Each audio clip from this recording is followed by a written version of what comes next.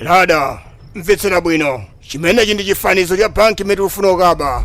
Tsiku lilonse imatsekulidwa 10 koloko mmawa. Ikangoti yatsekulidwa, anthu amakhala akali. Amanijala ndi opereka ndalama amakhala otanganidwa. Ena titakalowa nthawi imeneyo, anthu onse tikakhumatitsa kuthana ndi chitetezo ndalama zikhoza kapita mophweka.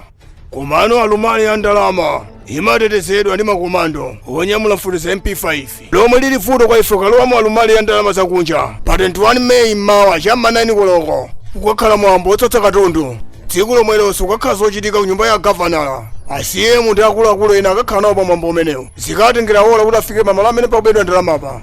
Titakaliphira modzidzimutsa nkuchera bomba pa khomo lolowera mchipinda cha alumali.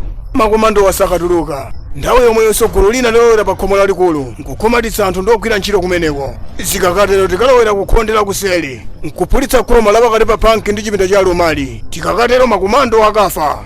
Kenako tikangolowa mwachangu mchipinda cha alumali nkuba ndalama 1 trillion ndiye mulingo umene boma limalola kuti mabanki azisunga. Komano ankati akuti asunga 1.5 trillion mozembera boma. Tidakhala kuti tabako 500 billion. Banki imeneyi singakadandaule. Osadandaula 500 billion tikaiba mosavuta. Mukalowa mbanki ndikuba 500 billion mukathako bwanje. Tinothandizira commissioner wa dera limenelo ndizikasinthana ndi inspector la jeshi posungiza chitetezo. Ndipo tikakamva zimenezo tikabwera mochedwa. Ndikakangofika pamalopo inuyo mukatchaitira amya ku nyumba ya buku andi benchi yomwe ili moyang'anana nayo. Ndipo mukaopseze kuti apolisi akangwerekeza kulowa mukapha anthu onse. Mukalamulenso kuti akutumizire ndege yothawira.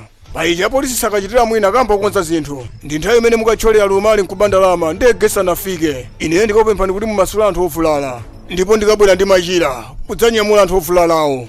Ndi pamene tikakukonzeza ndalama nkukunyamulani inuyo pa machirawo ngati anthu ovulalawo. Ikamakathaola tikakhala tili ndi 500 billion. Azona tiyene tikabe 500 billion. Pamene